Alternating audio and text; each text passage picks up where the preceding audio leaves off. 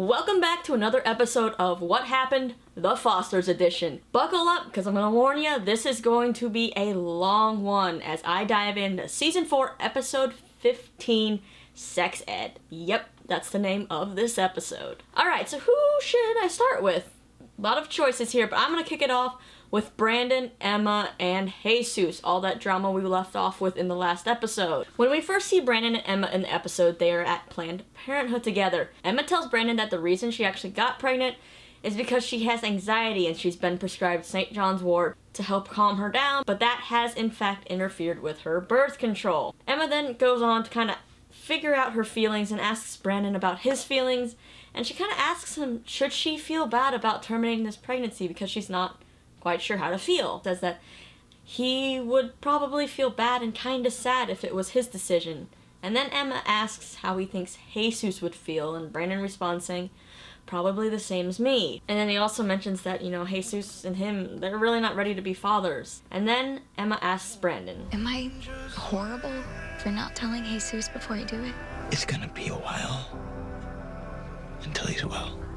And it's not like you can wait.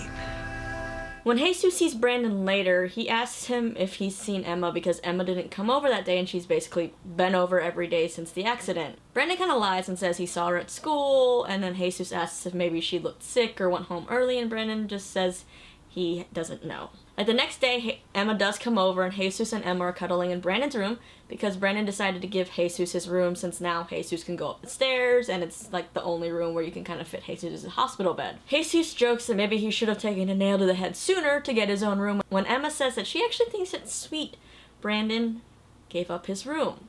Of course, a remark like this only helps fuel Jesus' suspicions that something's going on between Brandon and Emma. Jesus kind of then says, hey, let's fool around, let's maybe have some sex, but Emma hesitates because, well, she can't, but she doesn't want to tell Jesus why, so she kind of makes up an excuse and says, hey, I'm gonna go downstairs and make us a sandwich, because food's always a good excuse to get out of something. While Emma's making a sandwich, Brandon comes into the kitchen and she tells him how Jesus wanted to have sex with her and that she told Jesus he's not well enough yet, and of course, she's not well enough either. Now at this point, Brandon is still the only one who knows anything about, what's going on with this pregnancy and everything. And Jesus texts Emma because she's taken a long time and asks what she's doing, and she responds saying that she was talking to Brandon. Once again, Emma, probably should have just said you were making a sandwich. My dog is watching me film this and I think she's judging me. Everything reaches its boiling point for these three when Emma and Jesus are playing the piano together. Brandon comes home and he goes over the piano to try to teach them something new when Jesus abruptly gets up saying he's done. And then he says, you're screwing my brother. No, she's not true. That's why you don't want sex with me? Jesus. I mean, of course you want Brandon. I mean, he's smart, right? You gotta calm down or else you're gonna have a seizure, man. Hey. Yeah, you heard right. Jesus accuses Emma of screwing Brandon. Now, Stef hears all of this, so does Mariana. They run into the room to stop everything, and Jesus continues with his outburst, saying that the moms want Brandon to have Emma because they always want Brandon to have everything, and then Jesus kind of breaks down, and this whole part of the episode is just so heartbreaking. After the blow-up, Mariana charges into the room Brandon's staying at and demands to know what's going on because she kind of is sensing that maybe there is something between Brandon and Emma, and maybe Jesus is telling the truth. Brandon, of course, doesn't want to give up Emma's secret because it's not really his place to tell, and he tells Mariana to kind of stay out of it for once in her life, and then you see something click, and Mariana goes, she's pregnant, isn't she? And then Brandon answers, No, she isn't pregnant. Anymore. Mariana is definitely not too happy about all of this, not too happy with Emma, not happy with Brandon, and she's not mad that Emma terminated the pregnancy, but she's mad that Emma chose to confide in Brandon and not her best friend. So what does she do? She goes on that anonymous Twitter that she made and posts about it. Let's move on to a little bit of a happier storyline in this episode, or it's just maybe more of a lighthearted one, sort of. Stef tells Mariana and also I think Callie that maybe they should learn some self-defense, and she even offers to kind of teach them some things, especially after all the things that they've been going through. Stef's ready to give Mariana a lesson later in the backyard when Mariana walks out in a dress and heels and says she's ready. Like, really? Heels? What? You can't call a timeout for a wardrobe change when you're getting attacked. I gotta hand it to Mariana. She's actually kind of smart. She makes a very good point. Now, Stef is, of course, trying to give Mariana some tips, and Mariana, in her typical fashion, is on her phone, playing on that Twitter that she's created, getting distracted, and Stef is just there trying to kind of get Mariana to get loose, open up, and trying to get her to scream. And, of course, Mariana is not cooperating, and she doesn't understand why she needs to scream in the middle of the yard. During their next meeting in the backyard, Mariana shows up, of course, in better attire for this class, but she can't find Stef. Then... Hey! Are you crazy? Exactly the scream I'm talking about, right there. Mariana, where are you going? Oh man, I cracked up laughing so hard at this point, which was very much needed since the whole rest of this episode is pretty heavy. It was nice to just kind of like be caught off guard and just let out laughter. So Mariana is pissed that Stef scared her like that, and she storms off, and Lena comes out and tells Stef that maybe she's approaching this whole self-defense thing wrong because Mariana learns differently. Stef shouldn't be trying to teach Mariana like she's a Marine. Mariana's in fact more like a princess. So Stef has to find a new way to kind of relate to her. Stef goes up to Mariana's room to apologize, and Stef explains that the point of this whole screaming thing that she's trying to make her do is to scare the attacker and also to draw attention to the situation in case people are around. Then Mariana kind of brings up a really good question. She asks, when Nick was in my room, should I have screamed? Now this obviously makes Stef think, and she goes, you know what, Mariana? No, you handled that whole situation brilliantly. Mariana doesn't think she did because she's saying that she was so scared that she was frozen and she couldn't do anything, but Stef reassures her, hey, you did amazing because no one got hurt and you were able to make Nick put down that gun by talking to him. She continues to say that sometimes fear can be a good thing and the adrenaline it creates can help you kind of flee or flight and make quick decisions. She then tries to give Mariana some tips by like trying to relate everything to Snow White. However, Mariana seems to have something else in mind. Okay, wait. Why are we talking about a Disney princess? Well, she's a badass. Like that? Yeah, Mariana, like that. Sorry, Stef, payback's a bitch. Next up, let's travel back to Brandon and his storyline with Grace and the music therapy classes. He goes again to kind of observe the class, and Grace asks him to kind of clean up the loose toys, and he goes to do that, and he picks up a drum, and in front of him is this little redheaded kid named Ollie.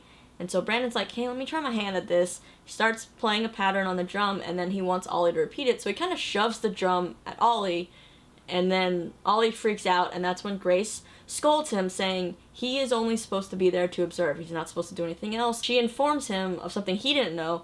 You're not supposed to touch someone with autism. It can obviously kind of scare them. This kind of freaks Brandon out too, and makes him upset, so he runs off saying maybe, you know, this isn't for me. But of course, Brandon can't stay away, so he goes back another day and apologizes to Grace. And he promises this time he's just gonna observe. And as he backs up, this happens.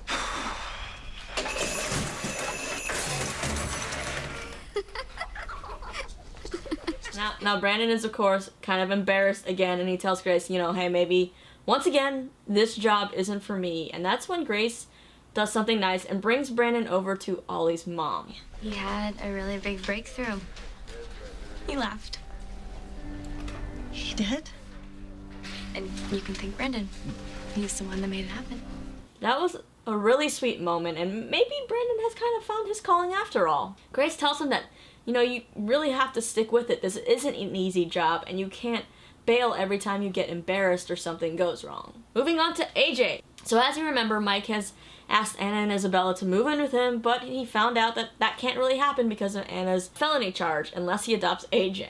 So AJ ends up learning that Anna and Isabella are moving in, so then he goes to Mike and says, hey, you know, when were you gonna tell me about this? And Mike knows everything that's going on, so he's kind of trying to skirt around these subjects when AJ says, you know, you could have just asked me, man, it's okay that they move in. So AJ's cool with it, and Anna actually seems pretty excited to move in. They're all talking about, you know, the possibility of moving into that 3-bedroom next door when Mike tries to kind of come up with an excuse, saying that the place might not be right for them since it only has one full bathroom, and there's so many of them. So he suggests that maybe Anna just takes the apartment down the hall that's a 1-bedroom, and it still kind of be like they were living together. Not quite, Mike. Now Anna thinks that Mike is just kind of getting cold feet, and that's when he finally tells her that while he's fostering AJ, she can't live with them, and she kind of looks pretty devastated. Later on, AJ tells Callie that Mike wants to adopt him, but he's a little hesitant because he doesn't know how his brother Ty will feel about it. When AJ goes to actually visit Ty, he finds out that Ty's actually really doing well, and he might get out in a few months. He's been having good behavior, and he's been taking courses to learn to be a firefighter, which are helping kind of reduce his sentence. And Ty seems to kind of have a plan for when he gets out, which is impressive, and he's very excited for him and AJ to kind of get their life on track and move in together, and Ty's really set on taking care of AJ. Now, of course, AJ's kind of caught in the middle of all this, and he can't seem to bring himself to tell Ty that Mike wants to adopt him because Ty seems so happy. Side note, this is just really random. Ty thanks AJ for all the books he's kind of been sending to him, but you know, part of me was wishing that AJ had sent him creme brulee, maybe? No? Okay, look, honestly, I know that makes no sense, but if you actually get the reference, I'm going to give you a virtual high five right now.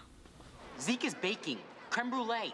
Oh, what's that? Oh, it's a creamy custard-like filling with a caramelized surface. It's really satisfying. Shut up, Zeke. Later, AJ is hanging out with baby Isabella and Anna's mom when he tells her that he's excited for Isabella and Anna to move in. Grandma then says, oh, you know, so you are going to get adopted. And, of course, AJ looks a little puzzled. He's like, no, I haven't agreed to the adoption yet. And then Grandma kind of mentions that, you know, Anna can't live with him as long as he's not adopted because of her felony charges. And this definitely now puts AJ in a tough spot. Alright, now, you're probably wondering why this episode is called Sex Ed. Well, I promise, I will get to that in a second, or maybe a few more minutes. I gotta save the juicy stuff for last, right?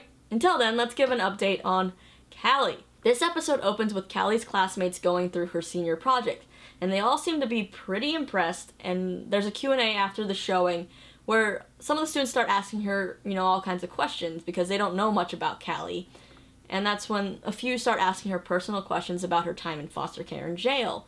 Now, the teacher says, you know, Callie, you don't have to answer anything you don't want to answer. But Callie, her project's pretty much an open book. So she decides, you know, I'm going to be honest with you if you ask me something. So someone asks her if she's ever been abused, and she says yes. Now, Callie's project is definitely having an effect on people, and it seems like it's very much a good effect. And it's evident when Talia says, I always thought, like most people, that if someone got arrested or went to jail, then they probably did it. Or did something bad. Thank you for opening my eyes. This is really amazing art. And you're very brave for sharing everything that's happened to you. Talia, I think you may have just redeemed yourself. We definitely haven't seen you in a while on the show, and I don't think you left us on a good note, but I'm happy that you're now getting on my good side. Now, of course, Callie is happy with the way that the showing of her project went and tells everyone, you know, at home it went well, and even Talia said nice things, and that even shocks the family. Things seem to be going pretty well until the ultimate buzzkill strikes again. And who is that ultimate buzzkill? It's freaking Monty. I'm gonna be honest, she's never rubbed me the right way, and this episode just kind of proves why. Every little thing she does just starts to get under my skin. So she calls Lena at one point and saying it's very important, and Monty tells Lena that Callie's project is really, really good. It's incredible. But she needs it removed from campus as soon as possible. Why, you may ask? Well, the seniors are supposed to set up their senior projects for an open house for prospective new parents when they come to the school to look at. Monty seems to think that with the recent whole Nick's situation and the lockdown of the school, and then Callie's project, it all might scare new parents away, and they might think that delinquents go to Anchor Beach. Lena has to relay all of this to Callie, and Callie holds herself together better than I would have, and she says it's fine, and she understands why, but you can definitely see that there's some hurt in her eyes. AJ goes to help Callie take down her senior project when Talia walks up, who we now like again, by the way, at least for now, and she asks, hey, why are you taking this down? And Callie explains it to her, and Talia says kind of what we're all thinking right now. Monty doesn't think that my project is appropriate for prospective families, so. Are you serious? It's total BS. My dog is very needy, and she decided she wanted to be in this video. So as Callie and Lena are packing up the last of her senior project in the car, the devil, Monty, storms up accusing Callie of being behind a senior boycott. Seems like the seniors, or some of the seniors, are refusing to show their projects for the open house since Callie has been forced to remove hers. Now, Monty's like, are you behind this? And if you're not, who is? And Callie refuses to give up Talia for being behind this boycott. Monty starts to kind of get a little aggressive, and that's when Mama Wolf Lena steps in. If I find out otherwise, Don't threaten my daughter. If she says she's not a part of this, she's not. Then, of course, Monty has to open her big mouth right back and then kind of threatens Lena's job. right, because this would be the first time she's ever lied to you. Look, if the seniors don't show up, the school, your kids' school, and our jobs are at stake. Lena says she's proud of Callie and that none of this is her fault, and that she herself should have actually stood up for Callie when Monty first came to her about the senior project. Callie, honestly, I think, just wants to stay out of trouble. She says she doesn't want to hurt the school at all, so she's just gonna oblige with anything. Honestly, all this trouble just keeps finding Callie when she's not even doing anything wrong. Like, this poor girl, like I said before, she just needs a good break. And after Lena says, I should have helped you, we should have stood up to her, Callie says, you know what, I actually have an idea, but Monty might not like it. And at this point, I say, screw Monty, what's the plan? Even I want to get in there and help. Later, Lena's at school again, hanging up some flyers when Monty comes over to say, hey, good news, the boycott is off, the seniors decided to put their projects back on display. Now, she doesn't explain why that is, but then Drew Turner, the guy who's filling in for Lena, who's already hung up his diploma and stuff in the office, I'm sorry, but who does that when they're a temp? Well, he comes over and tells Monty that she needs to go see something right away. So when they go out to the front of the school, they see that Callie's project is set up and people are going through it. Of course, Monty's kind of mad, and that's when Lena explains. Well, you didn't want Callie to show her project on campus? This is how she got the seniors to back down. Showing it off campus. Also evidence, all right? Yeah, you take that, Monty. You see, there's always like a little loophole around. It wasn't on campus, but it was super, super close to campus, so people don't see the difference. It's kind of like when Mitchie performed her song after Final Jam in Camp Rock. Okay, sorry. It's another DCOM reference, but you know what I mean, and I'm getting sidetracked. But just for the hell of it. It's the end of Final Jam. I was so hoping you'd catch on. Now get out there, steal their hearts, and rocket pop it. So Callie's project is a hit, and she is approached by a woman asking if she's responsible for that art installation.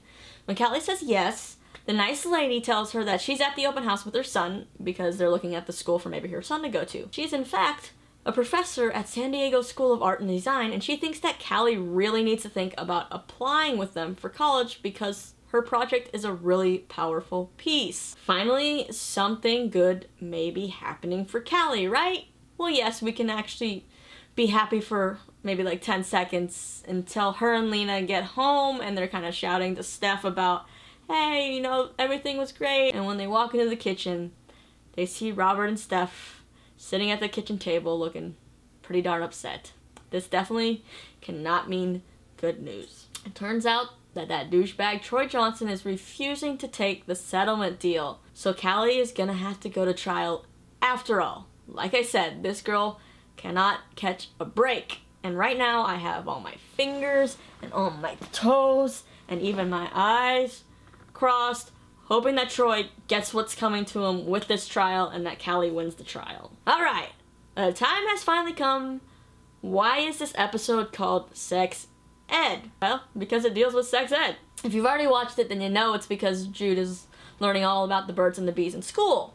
And I'm honestly so glad I don't remember this part of my schooling, and if I did, I'm pretty sure I blocked it out because that's just such an awkward time period in general. Anyway, in school, Jude's teacher is teaching them about the birds and the bees, like I said, but he's only teaching them about heterosexual intercourse, and of course Jude's kind of sitting there a little confused, and he's later at his locker with his friend Taylor when she asks if he thinks maybe anybody in their grade is having sex yet. Jude says that he and Noah actually almost did once, but they were high and then things happened and now Jude's been grounded, so nothing's happened, and he admits that he's even kind of nervous because if something did happen, he doesn't have any experience, and Noah has had a lot of boyfriends. So then Jude kind of says, how am I even supposed to learn about sex? In class, they're not talking about gay sex.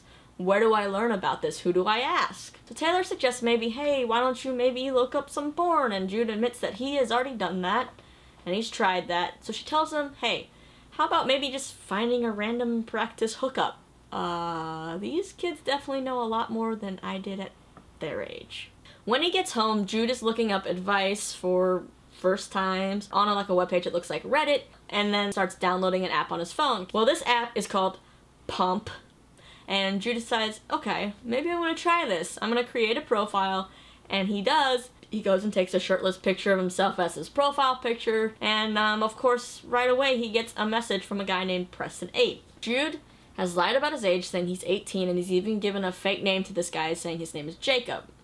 Now the next day, when Jude's kind of doing his homework, he gets a message from the guy on the app, Preston, who says, you know, hey, I kind of wish you were here hanging out with me. And so Jude says, hey, where? Jude then goes to a very seedy apartment building where this Preston guy is staying.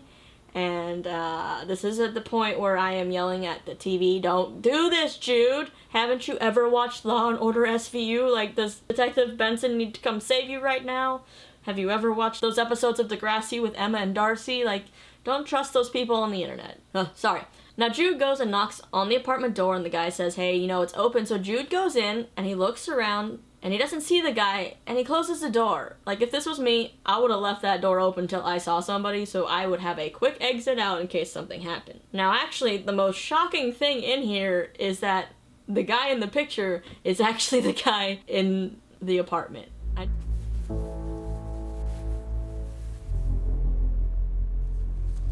You're Jacob?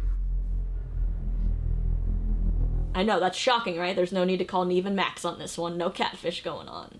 By this time, you'd think all the Foster's Adam kids would know that, you know, the moms kind of have a tight rein on them. But it seems like Jude might have forgot that the moms can monitor their phones. And Stef ends up seeing that someone in the family has downloaded this app called Pump, which is a profile for men looking for hookups. Obviously, it does not take rocket scientists to figure out which kid downloaded this app. Jude actually walks in, and they can immediately tell that something is up. Jude tries to lie, saying he didn't download this app, but of course, everybody knows better, and Stef asks for his phone. Jude explains the whole situation and what was happening, and he says that, you know, thankfully, nothing happened with this Preston guy. He, in fact, saw Jude, got mad because he looked at Jude and was like, hey, how old are you? Are you 18? And of course, Preston took one look at the kid and was like, yeah, that's definitely a lie, and he told him to get out. Jude actually says, in fact, that this Preston guy thought that Jude could also be working undercover trying to bust him for going after underage boys. Now, you can tell at this time, like, on Jude's face, like, he has been pretty shaken up from this entire experience, and he says that he was actually very scared, and he didn't know what to do, and he did this all. I didn't know what to do. For sex. They don't talk about it in health, and I don't have anyone to ask. So of course, Stef and Lena, being the very protective parents they are, tell him that he's too young for sex, and what he did was so dangerous that it could have gone wrong very, very fast. And they say that they want him to have positive sexual experiences when he's ready, not something that could have scarred him for life, which obviously could have happened in this situation. Now, some parents, they could have continued to flip out or punish their kid for doing something like this, but Stef and Lena can definitely see that there's some hurt in Jude's eyes and that he is actually very shaken up by this whole situation. And so they tell him, you know, hey, no more of this lecture. They comfort him and just make him promise to not do something like this again. Now, all of this actually does bring up a pretty good point and an important question. Where do these LGBTQ kids go to learn sex ed? Well, earlier in the episode, Lena did bring this up to Monty and her fill-in Drew, and she said, hey, maybe we should talk to the teacher and come up with a lesson plan for sex ed to be more inclusive. Of course, Monty shoots this down pretty fast, and Drew butts in saying that, oh, hey, you know, we tried this at my last school, it didn't work, the parents threatened to cancel sex ed altogether, which would have been worse because then kids wouldn't know anything and they wouldn't be prepared and whatever. Monty then goes on to say that, well, I think our LGBT kids are at risk because no one is giving them the information that they need. Jude's welcome to ask his teacher questions after class. He won't, and neither will other kids who are confused or embarrassed or afraid to out themselves, like Sally Benton. Imagine the uproar her parents would have made if we taught their daughter how to be a lesbian in health class. That's ridiculous. That's not what we'd be doing. But that's what some parents will think.